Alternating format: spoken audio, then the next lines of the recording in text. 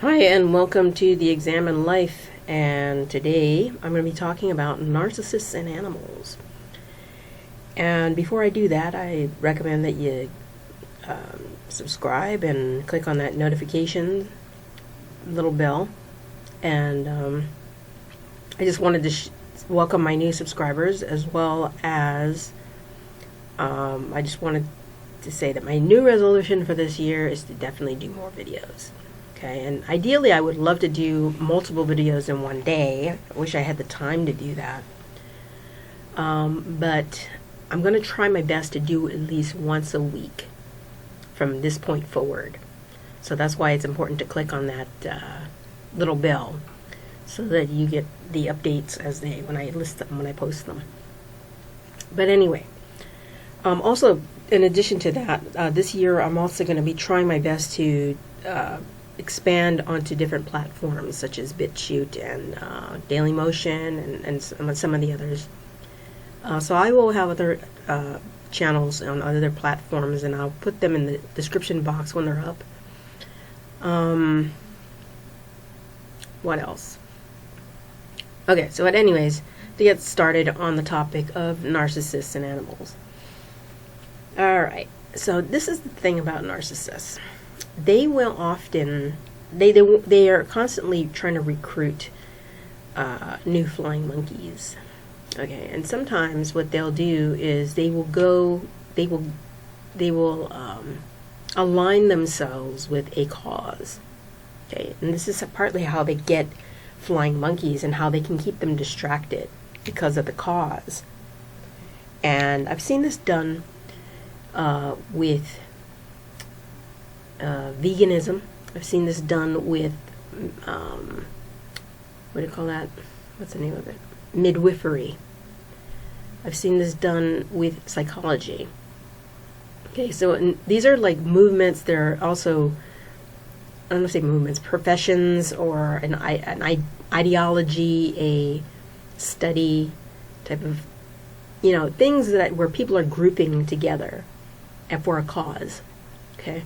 And in this case of, say, veganism, okay, you'll find people who say, well, I love animals, that's why I would never eat them. So they align themselves with veganism. Now, I want to make it clear that I'm not saying that veganism causes narcissism. I think it might encourage it, definitely. I don't think it causes it, though. What I think is that narcissists will gravitate to it for all the wrong reasons, which is what they usually do anyway. And it's a way of it's a way of manipulating and a way of covering for their vanity. For example, I know about at least half of the narcissists that I know are vegan or vegetarian. And it's, some of it is very few of them will. I'm matter of fact, few. When I say few, I don't mean one. I can't say that one has ever admitted it. But a somatic narcissists will tend to be vegan. I'm not saying that narcissists who are not, vegan, somatic will not be vegan. They will too, but I'm just saying I notice a lot of the ones that I know who are somatic narcissists tend to be vegan or vegetarian. And they will use the expression or the excuse of, well, I love animals and I wouldn't want to, and I'm doing this because I love the animals and I don't want to do that, eat them or whatever. And they jump on that bandwagon, and then they try to sell you, if you ask them about it, they'll try and sell you that's the reason. Okay, and some of them are somewhat militant vegans. Okay, and they'll use the cause as a way to cover up for their need to control. Okay, so this is the thing. They need to control everything in their life. They need to control them, even trying to control themselves. So what they do is, you might find that they're trying to control what they eat. So it's a way of controlling that. a way of controlling the way that they eat. It's a way of controlling the way their partner eats. Okay, if they have a partner. But the ones that I've known, okay, they'll use it as a way of trying to look down on you. Because it's like this moral, they have a moral high ground now because they've said, oh, well, I don't eat meat, therefore I'm better than you. So there's like this little haughtiness about it, that that they're vegan now, and that they're better than you or better than me or whatever. And that's I've experienced that. Yeah, I had one narcissist many years ago. She became a naturopathic doctor. Okay, but the reason she became a naturopathic doctor was for all the wrong reasons, and I could tell you that because she initially started out as a nutritionist, and then she became a vegan. While I knew her, she was starting to become a vegetarian, and then I'm pretty sure she became a vegan after that, because she was obsessed with her weight.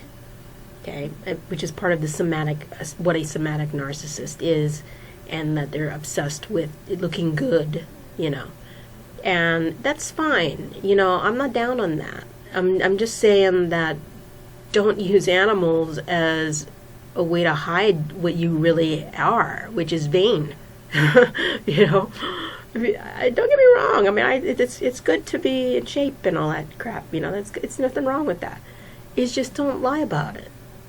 Don't lie about it. Don't use other people to cover up for the fact that you're vain.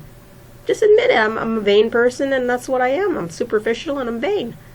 And that's and rather than trying to have some kind of moral high ground over other people, trying to diminish others so that you can feel better about yourself. Blowing out somebody else's candle so that you can feel better about yourself. What's the point? Why do that? But they'll use the animals as an excuse to be vegan, and then they'll use that as a way of saying I'm superior to you. And there's nothing wrong with being vegan. If you want to be vegan, but don't lie about it. Or don't manipulate, or don't try to use some kind of other cover-up for why you're doing it. I don't want to get fat, so I don't eat meat. Okay, I'm good with it. It doesn't bother me. That's the way you want to live, okay? But don't... my objection is the fact that they lie about it, and it's so clear that they're lying about it because they're a bunch of control freaks. But, hey, if they're going to control their diet, good for them. I mean, at least they're controlling themselves. But some of them control their diet to the nth degree because they're so obsessed with control that it's part of the sickness. It's kind of like hoarding. Hoarding there's actually, one of the other vloggers out there is talking about hoarding as a sign of narcissism. And actually, they're going in the opposite direction of minimalism is another form of narcissism too. It's these extremes. But I actually will go into that another time. But it's people who hoard. I agree that they're probably narcissists, but people who are overly minimalistic are also narcissists, believe it or not.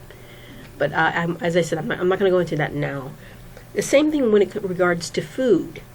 Okay, so people who are obsessed with everything morsel that comes into their mouth, and they may have what they call them an eating disorder, right? Well, there's a form of they might not categorize it as narcissism, but because it would fall into the category of an eating disorder, but there probably is some overlap there in terms of they need to control what they're eating. So they're not starving themselves per se, but they might be malnutritioned because of the way that they're eating, their lack of eating certain types of foods, So when you do veganism or vegetarianism, you got to know what you're doing in terms of what making up for lacking, nutrients that you're lacking from not eating meat. But anyways, I don't want to go off on a tangent. This is the thing.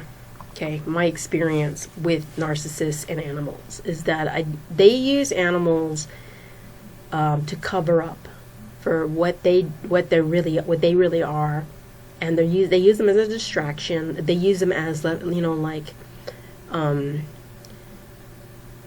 because I love animals, you're supposed to make the assumption that they're a good person. Because the animals like them, right? But the animals, they will like them because they feed them. They may not even feed them. They may just give them a home, you know. Or because animals by nature will love unconditionally, you know. And then even that I kind of say loosely, because I think that animals don't necessarily love. Some people might say they do, but I guess it has more of a thing of bonding and growing towards to each other. That way, if you have a cat, you know, the cat will bond and possibly love you, you know. But if somebody comes along with some good treats, you know, they might, you know, share that love with them, you know. So it's and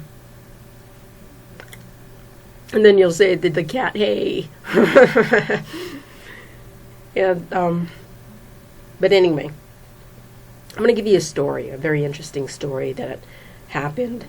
But I will tell you, I have known many narcissists who have animals, dogs, cats.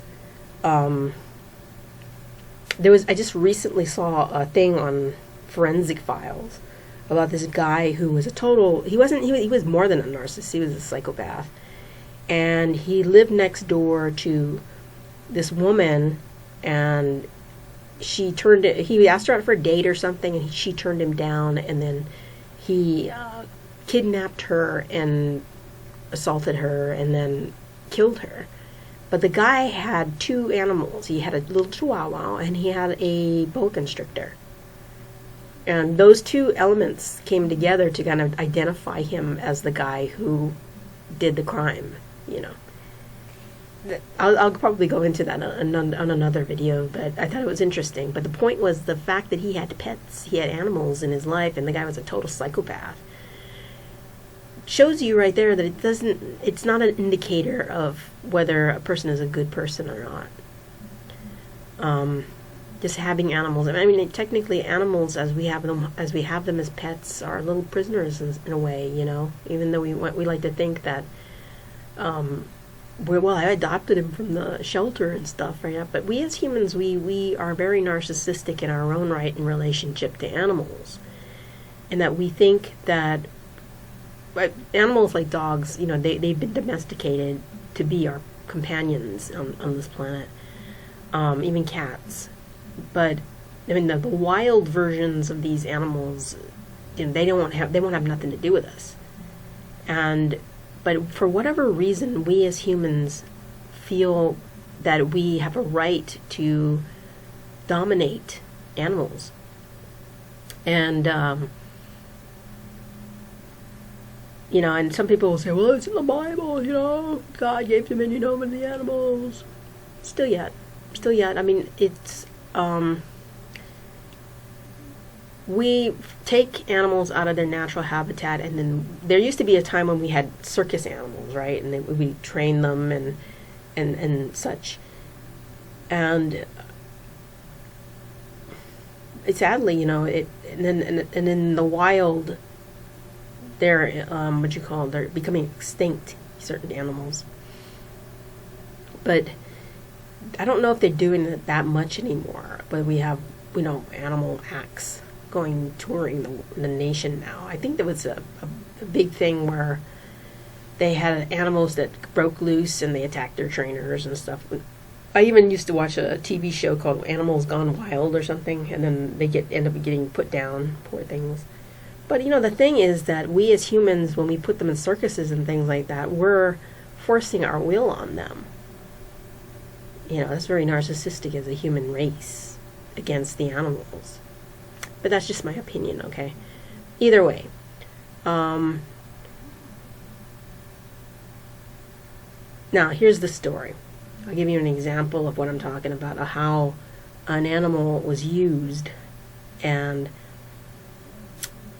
you know, I knew the woman was a narcissist, but I didn't think she would go that far. But here's the story. Okay, so I met this woman at a bereavement group. and she was this drama queen, and I kind of picked up that she had a little narcissistic streak in her, possibly even histrionic, because she was a bit of a drama queen. She'd come into the group and she'd have these emotional meltdowns. Oh, they threw me and my little dog out, and her cause now. Remember I told you that narcissists will jump on a cause. Her cause was the laws against what do you call those, service animals, laws that or people were trying to enforce service animal laws, and that was her thing, was saying that, oh, there shouldn't be, they have these service animal things, but you can't ask them for papers. So basically anybody who has a pet or a lap dog can come into a restaurant, and even though they have a sign out in front that says only service animals, you can claim that the dog is a service animal. And she would go into these restaurants and she would use the dog as an excuse to make waves or stir things up for the sake of stirring it up, right? And when she would call the cops. So she'd bring the animal into what I observed her. She had me observe her because she wanted an audience for her narcissism. And so she goes into we go out to this restaurant that used to be another restaurant, and she was saying, oh, well, let's see if they're any good. So she has this little dog, by the way, and here's the picture. Here's a picture of this little dog. There he is. There she is. She's a little dog named Ruby. She's a Papillon. And so we would go to she'd take that little dog in this, I don't know if you can see this, but there's a bag next to her, like this little mesh bag here. So she would sit in the bag. She's very smart, she put the bag down and she'd tell little Ruby, her name was Ruby. And she's kind of an old dog. She's not a youngster anymore. She's about 10 years old. And so she'd tell Ruby to get into the mesh bag, and so she could carry her into the restaurant.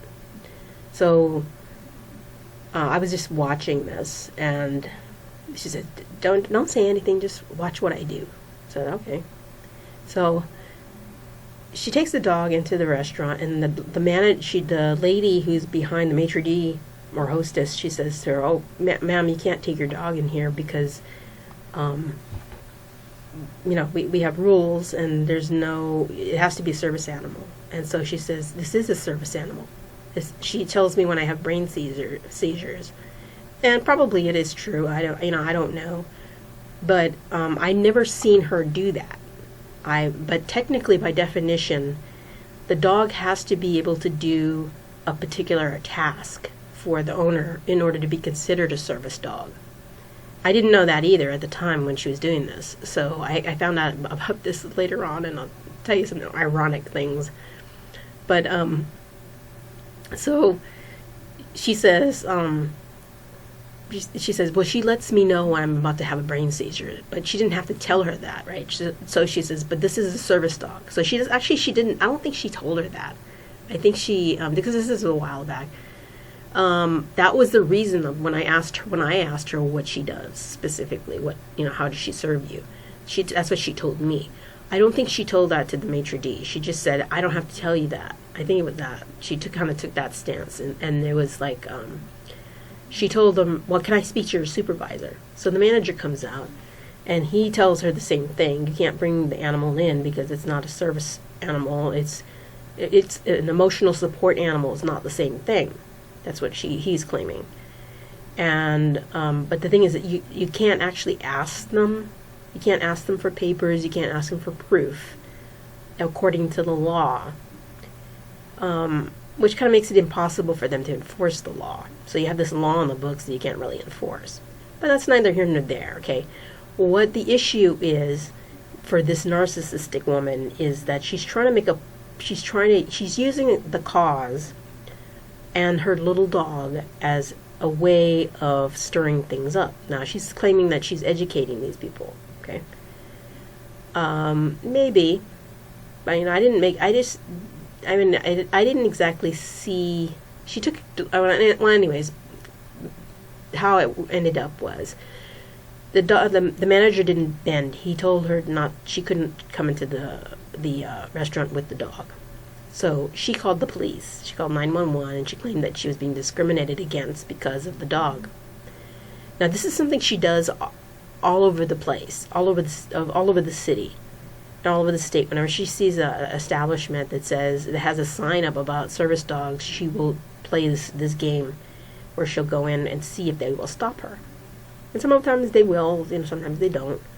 But the dog is a tool. She uses it as a way of stirring things up to get the drama she needs. It's for narcissistic supply. And again, at this time, when all of this was happening, I was sort of on the beginning of my learning of narcissism. So I just kind of observed her, and I knew something just kind of clicked in me already, knowing that she was a narcissist, full-blown narcissist, by the way. But I observed, and so she. Anyways, to make a long story short, about that particular incident was that she called the cops. The cops showed up. They had to educate themselves about what needed to be said and done, and they took to her side, and they let the manager know that they couldn't discriminate against her. So she got what she wanted. The police officer, she was well known amongst the police officers because she does this stuff all the time. The police officer came by to us while we were having lunch at another restaurant, and he said, well, okay, so I had to educate myself, but I will go over and talk to him. So she sent the cop over to that restaurant that we were at to educate the manager about it. And so while we were going, so she decided she wanted to do a drive-by looking, right? So the restaurant was a pretty open-aired restaurant, so the windows were wide open, so the breeze could come in. And while we were driving by, she just took a quick peek, and she looked in the window, and she saw the cop was talking to the manager, and then she let out a woo! She took great delight in trying to humiliate the guy for his ignorance. So, and I just kind of smiled, and I thought that was funny. But at the same time, I made a note of it, the fact that, she was going out of her way to humiliate somebody so that she could take delight in it. And that kind of, it was mean-spirited in the sense that educating somebody about something is one thing. I just felt that it was very, personal, but she would target these people. It was like she made this guy her enemy for no reason. His understanding of the law probably wasn't the proper one, but he wasn't trained probably, I guess. And most people at these businesses are not, So it doesn't mean that you have to be mean to them or try and humiliate them. In other words, she was trying to make it like these people were doing this in a way that was personal. It's not. Clearly it was not. That they had these policies because maybe they were not educated on the topic. But it's not personal, and I don't think she should be taking delight in trying to humiliate somebody, in front of a cop. But that's not the main story. That was just one example of how she used the dog and a cause. Okay, because I understand the cause, and I get why she was the thing. But the thing is, it was it was a way of getting narcissistic supply and attention. She's an attention seeker, like a histrionic. So it was a way. It was just a technique of getting what she needed, which was narcissistic supply, and using the cute little dog as her accomplice. Her unwilling accomplice, okay? Because she's a little prisoner, little Ruby here. But anyways, this is the story how I kind of said the last straw for me regarding this particular narcissist was this, okay? So one day she calls me up and she says, "Hey, I want to go to the other side, across town to get some dinner. I just want to go for a drive. Let's go." So it was a little bit before sunset. And so the little dog is in the back. So by the way, this is the front seat of the car. but this is the car we were riding in. And so she now, by the way, she had mentioned, okay, that she had a infestation in the car a couple of weeks prior to us taking this trip. And she said that she was going to have the infestation taken care of. And she was going to have the car cleaned and had the infestation taken care of. But anyways, so I was kind of hesitant, about, well, actually I wasn't. I mean, I figured she took care of it. So, I go to her house, and we're going out for the drive. And so we're driving, and I'm talking to her about something, and the little dog is because the sun hasn't gone down yet, the dog is fine, but she starts to whimper about halfway or a quarter of the way where we were supposed to go to eat. And so we go out there to the place, and the dog starts to whimper now, and I'm hearing it, but it's already nighttime. It's dark, and so she has black upholstery. I don't know if you can see this here in the back seat. This is the front seat, and there's black upholstery in the back seat. And the little dog here is in the back seat, wrapped up in a towel, and a white towel. But she's whimpering, and I didn't, and we started to both notice that. And she said, "Oh, maybe she has a tummy ache."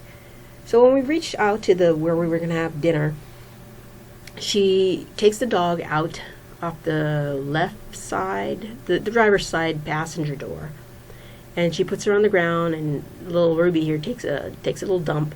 And supposedly, I didn't see the dump now, but according to the narcissist, she said that the dump was pretty big, and she was figuring that the little dog was constipated. And so she picks up the dump and she throws it away. But the dog was still having problems walking. She was just having, when I say walking, it was like she would walk and then she would shake her legs in the back. She would shake it like she's shaking off something. And I didn't get it. I didn't understand why. But she was just walking funny. But she was taking her little back paws and kind of shaking them off like they have something on them, So anyway, we go out and we eat some burritos or something. I don't remember what we had, but after we're done eating, we're parked in the parking lot. She wants to go and visit an old place where she and her ex-husband used to live. And while we're driving to the place where the ex-husband used to live, she tells me that her ex-husband had shot her. And she showed me the scar on her arm where she got shot. And I'm like, your ex-husband shot you? That's pretty extreme, And she doesn't tell me the whole story. I don't remember her telling me the whole story. But after I got to know her, more, it didn't surprise me, because she was that kind of a person who would tick somebody off that badly. Now I'm not saying that's the right thing to do. I'm just saying that she was one of those kind of people who tick people off that badly. There are people like that out there. But anyways, so while we were sitting she left me in the car with the dog, and the dog starts whimpering again in the back seat. And I turned the light on, and I was trying to see her, but I couldn't really. She was sitting right behind me. So I said, "Are you okay? Okay, little Ruby?" She's a little kind of, and then she gets up and she moves to the other side of the seat. And so she's moving back and forth periodically between the two sides of the seat in the back, but she's whimpering through the whole thing. Then finally, she gets out of the car to go look at this old apartment that she lived in with her ex-husband, and then she comes back, and then she gets in the car, and all the lights are out, right? Then we start driving back to her house, and on the way back, the dog starting to whimper even more. So she decides, maybe I guess she didn't feel that she ate enough, so she says, "I'm hungry again." So we stop off at a Pizza Hut, but the dog is already starting to whimper a lot and loudly, and so she says, "Oh, I'm concerned about my dog, you know. So she gets up and she tells me to go in and buy her a personal pan pizza. So I go in and I buy a personal pan pizza for her. And I bring it back out, and she's in the back seat with the dog on her lap, and she's checking out the toes, you know, her little toes on the back, her hind toes. And she says, "Are you?" And I said, "What's the deal? Is she okay?" She goes, "Oh, I don't know what's wrong with her. She seems like she's sick. I don't know." And so I think she was definitely sick, but the reason she was sick revealed itself later on. Okay. So I don't know whether you can see this or not, but she has cloudiness in her eyes, and it's because she has cataracts. She's an old dog. She's about a good this is what happened a couple of years ago. I don't know if she's still alive or not, but she had cataracts, so she's practically a blind dog. Okay, so she's in the back seat in the dark on black upholstery, and she's practically blind, you know. So she so she starts driving again. She gets into the driver's seat right here, and we're driving back, and it's a long drive back in the dark. And finally, you know, she's concerned about the dog, so she puts the dog. She reaches back. She's driving, right? But when we reach a stoplight, she reaches back and she grabs the dog from the back seat and she puts her on her lap. And then she's, you know, stroking the dog, and the dog's settling down, and she's, you know, putting her head onto her lap and calming down. The dog calms down. Okay. Then a few minutes later, so she finally puts the dog back, and when she reaches the stoplight, she puts the dog back in the back seat. Then the dog goes back and forth again and starts moaning and groaning and blah, blah, blah, blah. Then she's saying, "Oh, my God, I think there's something wrong with her." Oh, so she's throwing this, you know, this drama. She's creating drama. And she says, "Well, you know, we need to get her to an emergency room right now. So go look at it." So she said, where is an emergency room? So I pull up my cell phone, and I'm looking for a nearby 24-hour emergency room for animals. It's already in the nighttime. It's about 10 o'clock maybe, and so by then I'm like, you know, every place is closed as we're driving by, but I'm looking for a 24-hour emergency room for a veterinarian office. And she says, "Oh, I know where there's one." But, you know, because it was taking me a long time, because my phone is kind of an old phone. It's an old G3, so it was having a hard time connecting while we were driving on the freeway. And so she finally I finally found one on the internet as we were moving along, and she says, "Oh yeah, that's the place." So we have to drive all the way through town, past her house to town, to finally get to the emergency room. But the dog is still whining and everything like that, right? And she says, "Oh, Ruby, oh my God, I don't know what I'd do without you," you know, that kind of a thing. But it's like she's clearly, there's something about it that she's like, it's a performance. It's like she knows there's nothing wrong with the dog. I mean, the dog is definitely behaving strangely, but it's like she's creating a drama out of something, out of the situation. She's blowing it out of proportion. And so we finally reach the emergency room, right? So she pulls into the front driveway, and she gets out of the car while the motor is running. She parks it, right? Pulls the parking brake, and she says, "Park the car. I'm going to take Ruby in there right now." So she hits the parking brake, and the car's still running. I get out, and she grabs the dog, and she goes into the place, the emergency room with the dog. And I go and I park the car into the first slot I find, and I grab the key.